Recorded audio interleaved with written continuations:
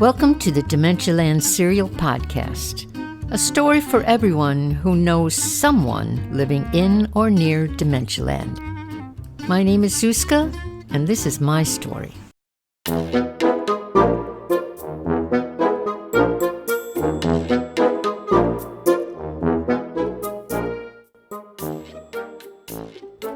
Violet walked about the house, gathering things prudently, as if she were an archaeologist, collecting fragile bones from the past. Carefully she bagged what she thought was important and moved them into the back room with the tall windows. Daily excavations were unexplainably part of her routine.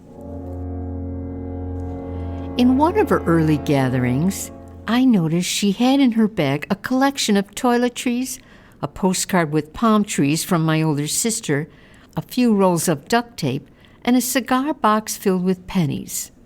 Inconspicuously, she then took the collection into the back room and hid them in the freezer, buried a few pieces under the cushions, and stuffed others in corners previously sworn to secrecy. I watched my mother discreetly and found myself confused and at times moved by her foresight. It was as if she were moving cross-country, leaving the details of her past behind and relocating to one room with less worldly clutter that I respectfully called Dementialand. I never questioned her doings, nor returned any of the collectibles to their proper place. I thought my mother brilliant, but had no understanding to why. The idea of disassociating from one's surroundings was rather clever on my mother's part, without her notice. The new surroundings kept my mother detached from the outside world, as though she were sitting in a moving train, looking out at a passing world with flashbacks to places she once lived, but from a time she can't remember. I saw my mother grow outside herself, outside the fit of her opinions and beliefs. She couldn't remember facts, dates, faces. Fading black and white memories were disappearing. The mere surface of her life crumbled, but in its rapture uncovered this woman, undamaged, unabridged, unafraid, a fearless soul.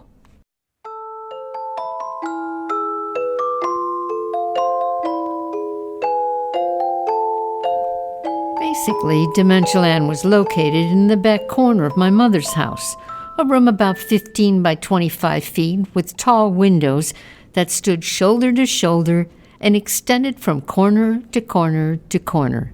The windows gave a panoramic view of an outside world, a world that my mother Violet was becoming more and more the least bit interested in. Everything was more alive in Dementialand. Everything jumped, howled, and vibrated.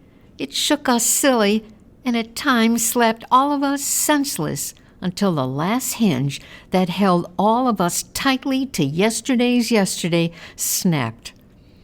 I saw my mother's stubborn, pig-headed ways cower under the dementias. The days often turned on us and went in and out of its calibrations. All the clocks threw their hands in the air and deserted their posts. The morning goofed around with the evenings, the afternoons often showed up for breakfast, and the sun worked for the moon at night. Days and nights had no regard for order. My official move into Dementialand was slow and cautious. It took me a few months before I can get myself to unpack the clothes out of my duffel bag and put them on hangers. I could not get my head around those words, "She cannot live alone." My head was slammed shut. I settled myself into an open area on the lower level. It was a non-room by conventional standards. No doors, just passageways.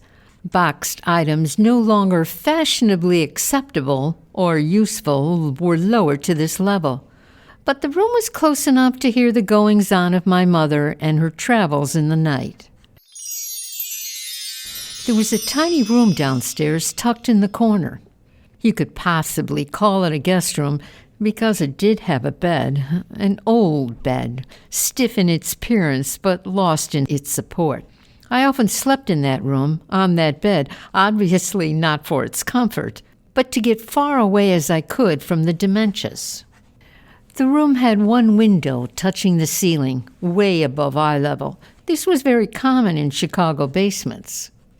I often looked out that window and felt a bit like Millie Perkins in the Anne Frank movie, the window scene, looking up above all things unexplained and bad. The window erased the view of reality, leaving only a sky clear blue in promise.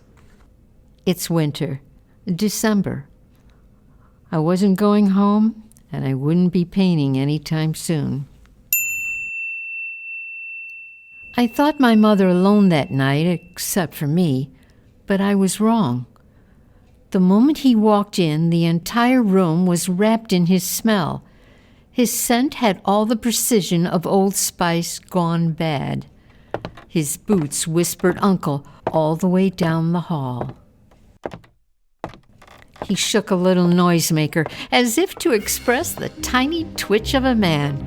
He was a sorceress, a mojo, a juju, full of charm and slight on sense.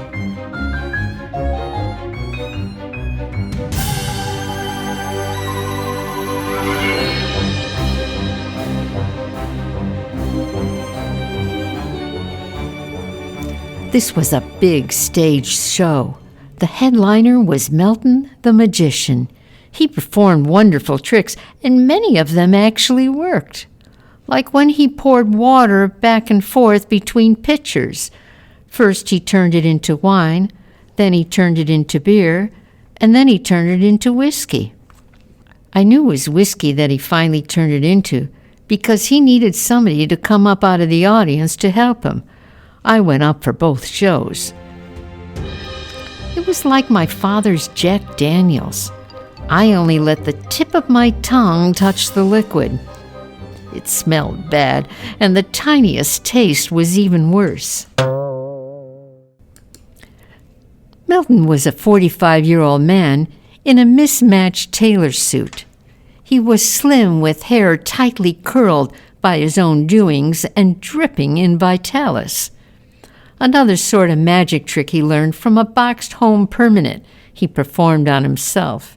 He could make flat hairs curl and kink using magic rods, assorted wands, and milk-white fairy dust. He also worked at Cicero's Bohemian Dance Studio as an instructor. Milton the Magician was smooth as silk on the shiny wax dance floor. That could be why Milton was married several times.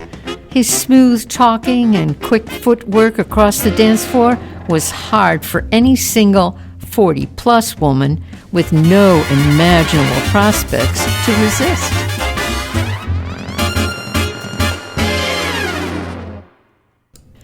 On nights when Milton wasn't doing his magic shows or dancing at Cicero's Bohemian School of Dance, he would make afternoon stops in his shiny sedan around Ogden Avenue and the bordering side streets, my grandmother's old neighborhood. His car was blue, hand-Simonized with flat parts that missed its rub. It had all the presence of prestige and influence, except for the painted-over dents that Milton impressively tried to conceal from his enterprising persona. The car's windows showcased a display of warm products stacked on the back seat, on the floor, and spread out over the rear window shelf. Pots, pans, shoes, boots, dishware, towels, and knives. At one time, Milton's trunk was filled with dishwasher racks with a new rubber coating, a coating process and service he perfected in his small apartment. Milton's product line was always a surprise, and his customers never knew what trading deals he would bring. There were weekly specials, closeouts, and merchandise with almost unnoticeable bruises and dents to the naked eye. And periodically there were items that simply fell off delivery trucks in the neighborhood purely by accident. It was to the product's good fortune, Milton would tell his customers, that he was there to save them from being run over by road bandits or other less concerning business tycoons. Oh, Milton was a fast talker, a drive-by opportunist with a delightful bag of tricks day or night. Milton the Magician was a very generous showman. He gave souvenirs with every performance. From his back pocket, he would pull out a silk-like scarf full of every color I love, and he'd give it to one of the attractive ladies in the audience. He gave me a scarf once when I was young. He told me it was a magic scarf. You can have it, Suzka. When you go home, put her over a canary cage and you'll get a goldfish. Then wave it over the goldfish bowl and canaries will fly away. But remember to ask your mother first. Not all mothers like canaries flying around in their kitchens. I remember a bird cage we once had in the cellar. It was covered with an old pillowcase, covering the memory of Cheerio, our yellow bird who disappeared mysteriously one night. Later that day, after numerous of unanswered questions, I heard my father tell my mother that he found Cheerio dead on the bottom of his cage. I tried the scarf trick 1,000,000 times, but never saw any goldfish, nor any canaries. But then again, I was not a trained magician or a very good salesperson like Milton.